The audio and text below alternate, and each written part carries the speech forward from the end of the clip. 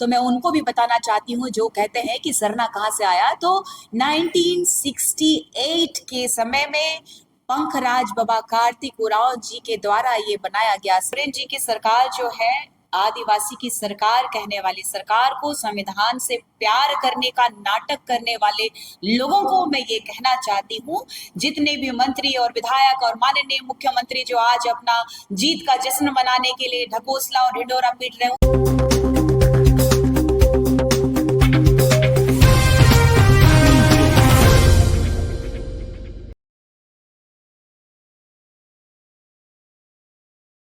के माध्यम से जितने भी श्रोतागण हैं, दर्शक हैं, सभी को मेरी तरफ से जम्मा जम्मा जोहार, जय धर्मेश। चूंकि हम सभी जानते हैं और ये पूरा देश जानता है कि ये आदिवासियों का क्षेत्र है, 5th शेड्यूल के तहत आने वाला, 5वीं अनुसूची के तहत आने वाला ये झारखंड राज्य आज 29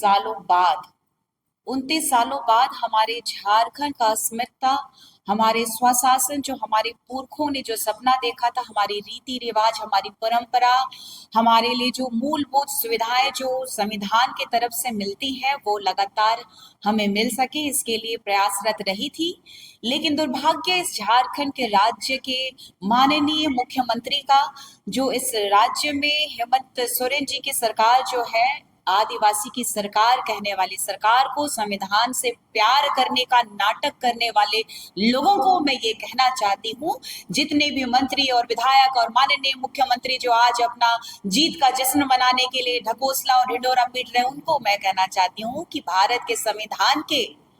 आप 5वीं अनुसूची क्षेत्र के अंतर्गत आने वाला जो हमारा नियमावली है, या तो फिर आर्टिकल 283 की बात कीजिए, आर्टिकल 283 ए की बात कीजिए। लगातार स्वशासन को बल देने के लिए संविधान में कई ऐसे आर्टिकल्स को संबोधित किया गया है, जिसके बावजूद जो लगातार लंबे समय से शासन कर रही कांग्रेस की सरकार लगातार आदिवासी अस्मिता को चोट पहुंचाने वाली, आज महागठबंधन में ये सरकार को इस भारत के संविधान का न्याय का मंदिर जो कहते हैं, इस भारत का न्याय का मंदिर, इस भारत के संविधान की आत्मा की वजह से ही आज हाई कोर्ट के, सुप्रीम कोर्ट के हस्तक्षेप की वजह से आपको और हमको आज एक खुशी मनाने का दिन और सौभाग्य प्राप्त हुआ है। हमारे पुरखों का, हमारे पूर्वजों का और हमारे आदिवासी समुदायों के अगुवाओं का जो संघर्ष रहा है वो सफल रहा है। इसके लिए मैं तमाम हमारे झारखंड के रूढ़िवादी परंपरा को मानने वाले आदिवासियों को मैं तहे दिल से धन्यवाद करती हूँ, जोहार करती हूँ, नमन करती हूँ। और यकीन मानिए कि स्वशासन अगर लागू होता है तो हमारे झारखंड में पारंपरिक रीति रिवाजों को, सामाजिक सांस्कृतिक पहचान और संसाधनों का पर जो नियंत्रण है वो ग्राम सभा के माध्यम से, हमारा जो स्वशासन के माध्यम से हम संरक्षण कर सकते हैं। चाहे वहाँ की खनिज संपदा हो, चाहे यहाँ की अस्मिता की बात हो, संस्कृति की बात हो, चाहे हमारे विकास की बात हो, हम डायरेक्ट सीधा संवाद ग्राम सभा के माध्यम से सरकार से डायरेक्ट कर सकते हैं। क्योंकि इस ग्राम सभा के माध्यम से और एक चीज मैं बताना चाहती हूँ कि लगातार भारत की आजादी से पहले और आजादी के बाद भी आज जो आदिवासी अपने अस्मिता की लड़ाई लड़ते रहा है। एक समय जो कहा जाता था कि आदिवासी जो पैदा होते हैं और क्रिमिनल घोषित कर दिया जाता था, उसी को दूर करने के लिए भी ये पेशा अधिनियम कानून लागू किया गया था। इसमें एक अहम और महत्वपूर्ण जानकारी ये है कि जो ग्राम सभा के जितने भी पदाधिकारी होंगे उनको 48 घंटा में जिस किसी भी व्यक्ति के, गांव के किसी भी व्यक्ति की अगर गिरफ्तारी होती है तो कारण बताना होगा कि आप क्यों गिरफ्तारी कर रहे हैं, किस विषय को लेकर के गिरफ्तारी कर रहे हैं। आपको ग्राम सभा कोऑपरेट करेगी, लेकिन ग्राम सभा को आपको बताना होगा, ताकि जो हमारे पूरे भारत में जो आदिवासियों को नक्सल बोल के मार दिया जाता था या तो फिर हमें कमजोर करने के लिए अनर्गल किसी केस में फंसा दिया जाता था, इससे बहुत बड़ी निजात हमें मिलने वाली है। और जहां जहां पे जिस तरीके से हम लोग अवैध खनन के बारे में बात करते हैं, चाहे वो कोयला के बारे में बात कीजिए, चाहे बालू के बारे में बात कीजिए, चाहे वो पत्थर के बारे में बात कीजिए, चाहे बॉक्साइट्स के बारे में बात कीजिए, लगातार हमारे झारखंड में अवैध खनन इसी सरकार में हो रहा है। और इसी सरकार पे नकेल कसने के लिए हमारे इस भारत देश का न्याय का मंदिर ने, इस झारखंड के माननीय मुख्यमंत्री को चेताया कि अगर आप पेशा अधिनियम कानून लागू नहीं करेंगे तो आपके झारखंड के जो आदिवासी अस्मिता को बचाने की अपने ताकत नहीं है, तो आपको 1 रुपया फंड नहीं दिया जाएगा। इसी बात को ये लोग, सत्ता के लालची लोग, लगातार केंद्र की सरकार और केंद्र के संविधान के आत्मा को ललकारने का काम किया है। आप देखिए ना, वो पेशा अधिनियम कानून को उन्होंने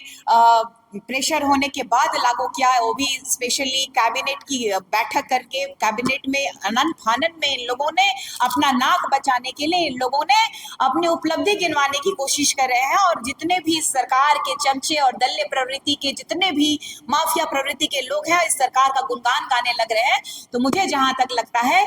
आज जो है हमारा आदिवासी समुदाय के पास अगर इतने पैसे होते तो मेन रोड के सड़क पे ही आज हम लोग भी दिवालियां मना रहे होते। लेकिन हम गरीब, बेहद जमीनी स्तर से जूझ रहे आदिवासी जो है संघर्षरत है, और हमारा लगातार लड़ाई चलेगा। और यही केंद्रीय सरना समिति के हमारे केंद्रीय अध्यक्ष जी हो गए, यहाँ पे बैठे हुए गुमला जिला के जो अध्यक्ष हैं मेरे पिता, जो आदरणीय हंदू भगत जी हैं, इधर हमारी दाहिनी ओर बैठी हैं जो केंद्रीय प्रवक्ता है एंजल लकड़ा जी। तो हम सभी ने मिल करके गुमला से पैदल यात्रा करके राजभवन तक पहुंच करके इस झारखंड राज्य के राज्यपाल महोदय को ज्ञापन देने का काम किया। और देखिएगा, इस झारखंड राज्य के कई ऐसे धर्मांतरित लोग जो है इस हमारा यात्रा में पेशा अधिनियम कानून 1996 लागू करो को लेकर के जब हमने आवाज उठाई थी, तो कई धर्मांतरित लोगों ने जो लगातार हस्तक्षेप किया है कि पेशा अधिनियम में संशोधन होना चाहिए या पेशा अधिनियम कानून लागू नहीं होना देना चाहते थे,